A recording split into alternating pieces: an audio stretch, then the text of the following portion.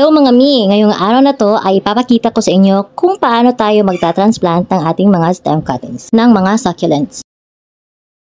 Unang-una, i-prepare muna natin yung soil na pagtataniman. Medyo hindi ako maselan sa soil kasi para sa akin kahit ano na basta buhaghag lang siya at hindi siya masyadong nag-hold ng water sa substrate niya. So yung loam soil ay dinagdagan ko ng dried leaves, coco peat, tapos sometimes din may pumice or di kaya galvara kung ano na yung available sa bahay na supply. Tapos rice hull, sometimes nga carbonized rice hull talaga. Mahilig kasi akong mag-snip ng mga mahahaba na Adolphi. Ayoko kasi yung nakikita sila na masyadong lengthy na tapos parang nahuhulog na siya sa pot niya kasi nga mabigat na siya. So kinakat ko lahat yun. 3 inches from the top. Tapos ay nilalagay ko sila sa blue tray na yan na nilagyan ko din ng konting-konting soil para man lang makagamot yung mga cuttings nila. Hindi ko sila didiligan right after cutting them to give enough time for the wounds to kalos man lang. Kasi iniiwasan natin na malalanta yung mga stem nila o yung part na kinat natin. Pag-check ko kasi kanina sa tray na to, may mga tumutubo ng roots kaya perfect na talaga sila i-transplant para naman lumaki at lumago yung tanim natin. Kayo ba, do you feel relaxed or at peace pag may nahahawakan kayong ibang mga bagay other than your gadgets? Kasi ako, iba yung feeling ko when I am able to connect with Mother Earth. Especially if nag-gardening ako. Tapos, I get to bond with my daughter na. Kaysa naman pupunta pa kami sa ibang lugar, gagastos pa ako. So, it's like a form of unwinding na rin at a cheaper cost. Maganda naman din yung namamasyal kayo, pero hindi siya yung tipong aaraw-arawin mo. Mas lalo pa akong nagaganahan kung, kunyari, may bumibili sa aking ilang pirasong ng succulents. Tapos, kasi yung isang cutting nito, pag nilagay mo na sa isang pot na din, isang bentahan na din siya. So, yung benta ko dito, nasa mga 30 to 60 per pot na.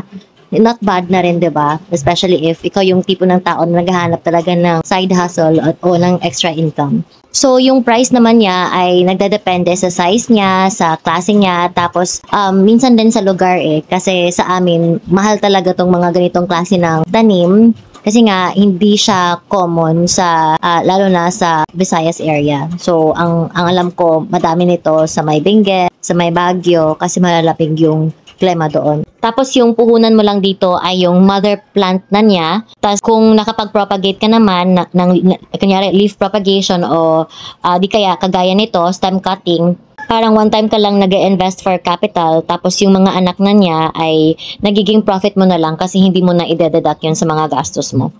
Pag bumibili ako ng cactus o succulent na wala ako, bumibili ako ng 3 pieces of each variety. Yun na din yung gagawin kong experimental learning. Kasi hindi ko pa alam kung paano sila aalagaan. At least man lang, pag may nabuhay sa tatlo na yon, I can really say na marunong na ako mag-alaga sa kanila.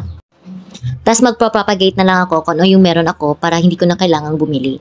Hindi lang pala Adolphi yung transplant natin ngayon, kundi meron din tayong Fred Ives, Microsula variety, may Haworthia variety, alam ko may Cotyledon, may Echeveria variety.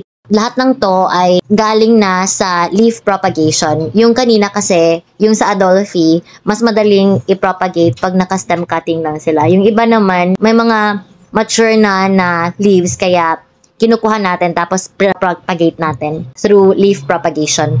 Malaki talaga ang naitutulong ng rice hulls as additional substrate ng soil mix natin. Kasi yung soil ko, dito ka lang sa paligid nakukuha. Tapos hindi talaga siya yung tipong mataba. Kaya kailangan pa siya ng dagdagan ng mga fertilizers. Tapos ang titigas pa. So kung nadadagdagan ko kasi ng rice hulls, tas yung coco peat na din, naiiba niya yung quality ng soil. Nagiging buhaghag siya, tas ang sarap sa sa kamay hawakan. Kasi nga na siya, parang may aeration na siya kumbaga. Nagiging healthy talaga yung soil texture niya. Ito naman yung gagawin nating new batch ng Mother Adolphis. Kumbaga, palalakihin ko lang siya. And when they get to a certain size, sisnip naman natin yung mga new cuttings nila. Tapos i-transplant naman natin when the time comes. Hanggang dito na lang po at salamat po sa inyong panunood. Sana'y nasiyahan kayo sa aking munting na ibahagi na mga kaalaman tungkol sa pagsusucculents. Sana po din ay i-follow nyo po ang aming page. Like and subscribe na lang po. Thank you!